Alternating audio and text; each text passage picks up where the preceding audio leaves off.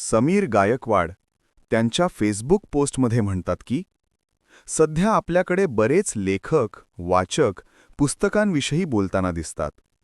आगामी दशकानंतर पुस्तकांचे स्वरूप कसे असेल याविषयी ते विचार करत असतील का? आत्ताच्या मुद्रित स्वरूपातली पुस्तके तेव्हा वापरात असतील का? असलीच तर त्याचे प्रमाण किती असेल? सध्या काळात जरी बारकाईने पाहिले तर लक्षात येईल की कागद पेन वापरून लेखन करणाऱ्यांचे प्रमाण वेगाने घटतंय. कीबोर्डचा वापर करून लिहिणारे वाढलेत. दशकानंतर हे चित्र आणखी बदलेल. दशकानंतर लेखक केवळ व्हॉइस कमांड देईल आणि त्याला हवे ते पब्लिश टूल तो यूज करेल.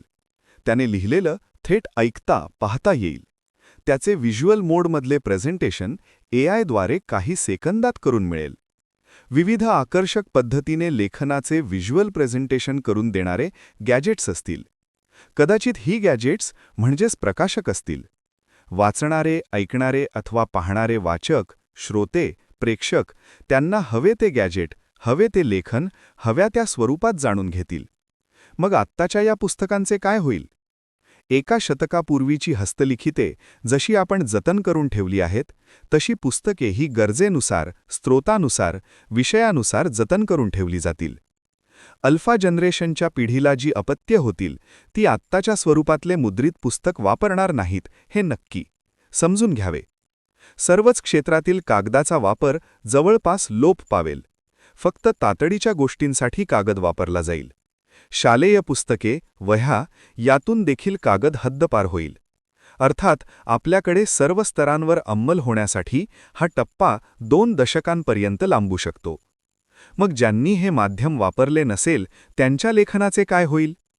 ज्याप्रमाणे हस्तलिखिते स्कॅन करून त्यातली माहिती जतन केली गेली, तसेच कालबाह्य मुद्रित माध्यमातील पुस्तकांचे ऑडिओ, व्हिज्युअल अथवा मूव्ही मोडमध्ये अथवा निव्वळ डाटामध्ये परिवर्तन केले जाईल. जे विषय तेव्हाच्या काळात कालबाह्य वाटत असतील त्यांचा नवा बॅकटाईम जॉनर अस्तित्वात येऊ शकतो. ज्या गोष्टी त्या पिढीने कधी ऐकल्या, पाहिल्या नसतील आणि ज्या भावना बोथट झाल्या असतील त्यांचे प्रतिनिधित्व करणाऱ्या लेखनाचे अस्तित्व हळूहळू नष्ट होऊन जाईल. केवळ रेकॉर्ड्समधील नोंदीत काही मेगा, गिगाबाईट्सपुरते त्यांचे स्थान असेल. हे स्वप्नरंजन नसून हे नजीकच्या काळात घडू शकते. नव्या साधनांचा वापर करून लेखन करणाऱ्या टेक ओरिएंटेड अमेरिकन लेखकांचा आणि एआयमधील शास्त्रज्ञांचा असा अंदमास आहे. या सेमिनारला मी हजेरी लावलीय, त्यामुळे ही माहिती इथे शेअर करावीशी वाटली. एआयच्या काळातील साहित्य निर्मिती या विषयावरील माझ्या आर्टिकलचे वाचन आज सोलापूरमधील साहित्य संमेलनात माझ्या अनुपस्थितीत होणार आहे. उपस्थित राहणाऱ्या रसिक वाचकांना, लेखकांना याविषयीची सविस्तर माहिती मिळेल. एखादे नवीन टूल आले तर आपण सहजी वापरत नाही. आपल्या जुनाट धारणा आणि पद्धती आपण लगोलग बदलत नाही. बऱ्याचदा आपण असे म्हणतो की हे आपल्याकडे कधीच घडणार नाही. कम्प्युटर, स्मार्टफोन्सच्या वेळेस आपली प्रतिक्रिया अशीच होती. एआयविषयीही आपण असेच मत नोंदवत आहोत. त्यामुळे एआयच्या प्रभावशाली काळात साहित्य निर्मिती कशी असेल यावर आपण विचार करू इच्छित नाही.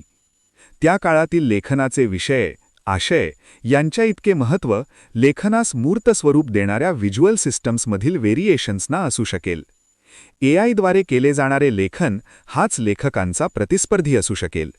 मग लेखनातील मानवी भावनांचे काय होईल? यावर इथे अमेरिकेत, युरोपमध्ये खल सुरू आहे. सध्याचे लेखक आणि त्यांच्या पुस्तकाविषयीची बालाजी सुतार यांची कालची चुरचुरीत पोस्ट पाहून हे डकवावे वाटले. Sameer Gaikwad, Facebook post.